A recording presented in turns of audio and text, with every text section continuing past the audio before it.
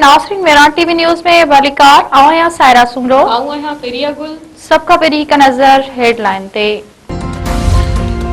हुरम्स वारे लंघई भरपासे अमरीका ईरान विच में झड़पूं एक में मथा जंग बंदी जी भन कड़ी जा इल्जाम अमरीकी सदर डोनाल्ड ट्रंप चयो आहे त ईरान सां झड़पुनि बावजूद जंग बंदी बरकरार आहे।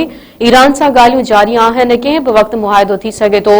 अमरीकी सदर दावा कई त अमरीका जा 3 डिजास्टर जहाज़ कामयाबी सां आपनाई हुरम्स पार करे विया आहिनि। अमरीकी जहाज़नि ते हमिलो बि कयो वियो पर उन्हनि खे को बि नुक़सान नाहे पहुतो। ईरान जे नंढियुनि ॿेड़ियुनि खे तबाह कयो वियो आहे। ईरानियुनि जी हुकूमत जुनूनियुनि जे हथनि में आहे।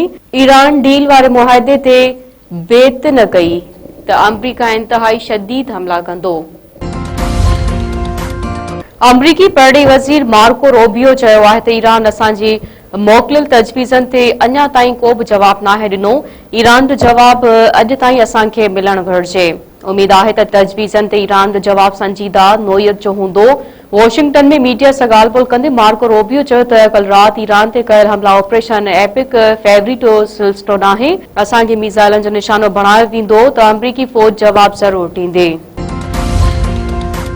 सलामती काउंसिल में रूस अमरीका जे पेश कयल ईरान खे मुखालिफ़ करारदाद खे रद्द करे छॾियो। रूसी नुमाइंदे करारदाद खे वॉशिंगटन जी चिड़ ॾियारींदड़ कोशिश करार ॾींदे चयो आहे त उन जो मक़सदु बहरान जे असल सबबनि खे नज़रअंदाज करे ईरान खे अकेलो करणु आहे। बहरीन, सऊदी अरब, यूएई ऐं कुवैत पारां करारदाद जी हिमायत। करारदाद में ईरान खां हुरम्स में हमला बंदि करण ऐं टूल ख़त्म करण जो मुतालबो। सिंध में औरतुनि जे क़तल वाक़िअनि ते सेनेट में बहस। शेरी रहमान, खालदा चांडियो ऐं गुलाम भारो जे क़तल वाक़िअनि खे शर्मनाक करार ॾेई छॾियो। सेनेटर नसीमा अहसान ॻाल्हाईंदे चयो आहे त खालदा चांडियो ऐं गुलाम भारो जे क़तल वाक़िअनि सभिनीनि खे ॾुखाए छॾियो आहे। खालदा चांडियो खे हुजूम आॾो गोलियूं हणी क़तल कयो वियो। गुलाम भारो खे अदालत मां घर वठी वञी क़तल कयो वियो। पीपी सेनेटर बैरिस्टर ज़मीर घुमरो चयो आहे त सिंध हुकूमत ॿिन्हिनि वाक़िअनि जो नोटिस वरितो आहे। जांच हली रही आहे। ऐवाने बहस बाद मामलो सेनेट जे इंसानी हक़नि वारे कमेटी खे उभाणे छॾियो।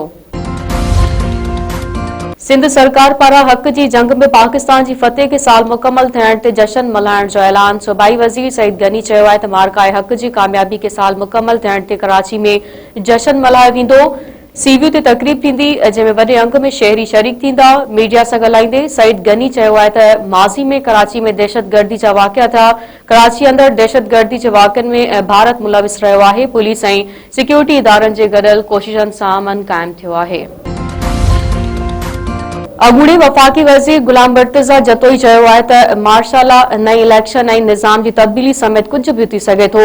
ईरान जंग जे करे मामलो रुकिजी वियो हो, कुझु न कुझु थियण वारो आहे। असांखे को बि इशारो नाहे मिलियो ऐं न ई वरी इशारनि ते हलण वारा आहियूं। नुसरत फिरोज़ में अदालत में पेशी जे मौक़े ते मीडिया सां ॻाल्हाईंदे गुलाम मुर्तज़ा जतोई वधीक चयो आहे त पीपल्स पार्टी धांधली ज़रिए इलेक्शन खटण जी आदी आहे ऐं आदी ॾोहारी खे ॾोह खां सवाइ मज़ो न आहे ईंदो। फौज ऐं अदलिया शफ़ाफ़ चूंडूं कराइनि त पीपी 30% वोट बि न खणंदी।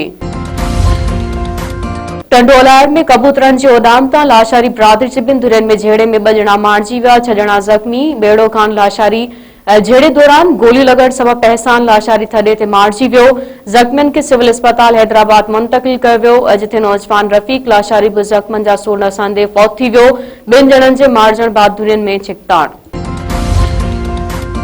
टंडो मोहम्मद खान में औरत 2 ॿारनि समेत वाह में टिपो ॾेई आपघात करे छॾियो। बैराज कॉलोनी भरिसां औरत 2 समेत गुनी वाह में टिपो ॾिनो।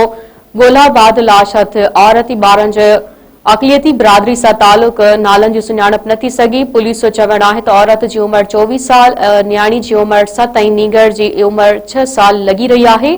अञा मालूम नाहे त औरत 2 समेत इंतहाई क़दम छो खयो। वाक़े जी जांच कई पई वञे। रादड़ वेझो सोलंगी ब्रोही तकरार तां वाटड़ो नौजवान मारिजी वियो। धुरियुनि विच में हलंदड़ तकरार ॿीहर भड़की पियो। हिक ॿिए मथां फायरिंग। होटल ते कम कंदड़ पौरियत राबेल जोड़े जो गोलियूं लॻण करे ज़ख़्मी। लाड़कण अस्पताल निहंदे रस्ते में फ़ौत। 3 महीना अॻु मेले ते धुरियुनि में मामूली ॻाल्हि तां झेड़े बाद तकरार शुरू थियो। अॻु में बि 3 नौजवान क़तल थी चुका। ॿीहर छिकताण सबबि इलाइक़े में ख़ौफ़ वारी सूरत हाल।